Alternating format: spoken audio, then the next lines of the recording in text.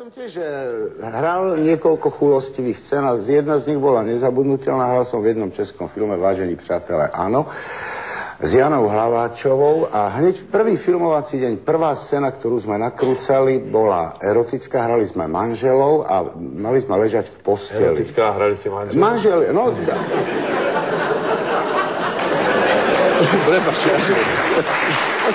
Vo filme je... Veď hovorím, že to bolo vo filme. No tak, skrátka. A my sme sa dovtedy nepoznali osobne. A mňa privezli na ten Barandov na poslednú chvíľu, takže ona už bola pripravená tam v tom ateliéri, v tej posteli a čakala. Režisér tiež čakal s kameramanom. A ja som sa rýchlo obliekol do toho pyžama a išiel som do ateliéru a režisér prvý pokyn, podal mi ruku najprv a prvý pokyn, ktorý povedal, nech sa páči, ľahnite si na pani Hlaváčovu.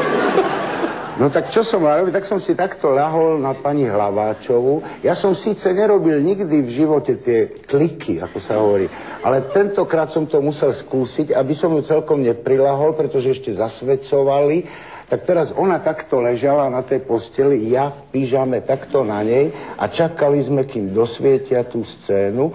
No a medzi tým sa odohrávala takáto konverzácia. Ona sa na mňa dívala a hovorila, dobrý deň, ja som Hlaváčová. Ja som povedal, teší ma, ja som Lasica. A ona hovorí, jak se má Magdička. Takto. Áno, naraz takto tiež doniesli na Barandov k režisérovi Krejčíkovi a hneď ho šups do postele. Nina Divišková hrala moju manželku. Tak ja som si k nej lahol a ona sa mala tak ku mne mať. Akože bude šťastná noc, reminiscencie. Ale režisérovi sa to nepáčilo. Ale to je studený, to je šťastný manželství. Ale pani Divišková, nevadilo by vám, kdyby ste chytili pana Satinského za koule? Ona zbledla a hovorí, však my si vykáme. A ja som jej povedal, servus, ja som Julo.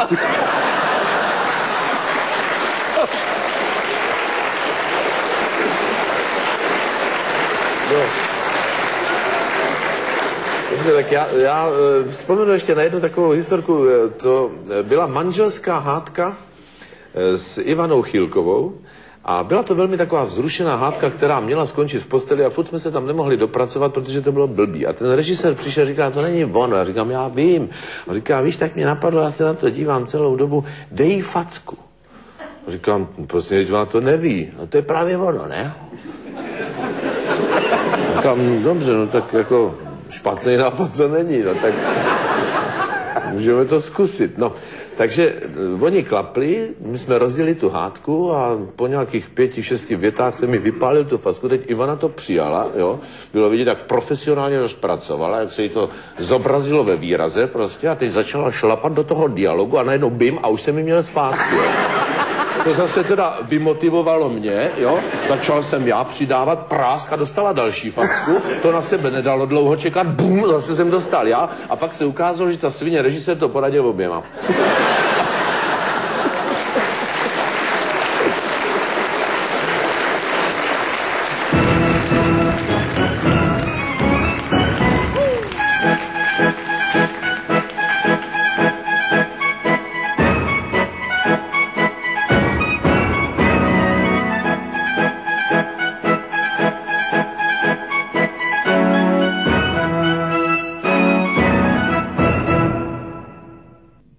Páni vo fraku, aj páni bez frakov, páni s krídlami, aj ty len s viazankou, páni vážení, podurážení, páni vyšší, nižší všetci, aj dámy v róbach, aj bez róby, viac príznaky už svoje staroby, dámy noblesné, čudesné, nechýbajú tu na plese dnes lakovky, pravia si, už tak netlačia, makovky do rána možno postačia. Valcne tak krásne, tak ukážme svetu, že ešte sme tu. Valcne tak krásne, ukážme svetu, že na to máme, že na to mám, na to mám, na to mám, na to mám. Páni vo fraku, aj páni bez frakov, páni s krídlami, aj ty s viazankou, páni vážení, podurážení, páni vyšší, nižší v šace, aj dámy v róbach, aj bez róby, viac príznaky už svoje staroby, dámy noblesné, čudesné, nechý chýbajú tu na plese dnes. Dnes je dnes a dnes je ples, len dnes nám balčík snie. A čo bude zajtra, to tým nemá to, čo majú peniaze. Dnes je dnes a dnes je ples, na granda hráš sa dnes. A čo bude zajtra, to tak vedie, asi zaplačeš. Za kojár, za šampanské púl výplaty dáš. Za kojár, za šampanské ukážeš svetu, že na to máš. Dnes je dnes a dnes je ples, nezdával čistie. A čo bude zajtra, to chýba, to čo majú peniaze. Za kojár, za šampanské púl výplaty dáš.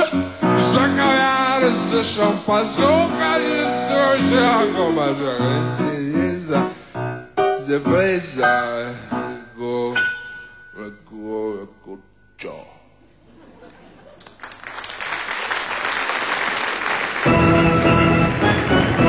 Pojďte dále ještě.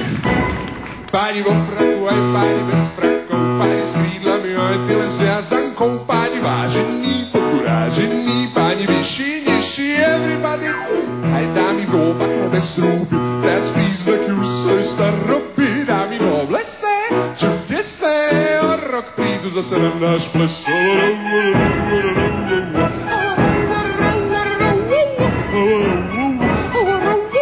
What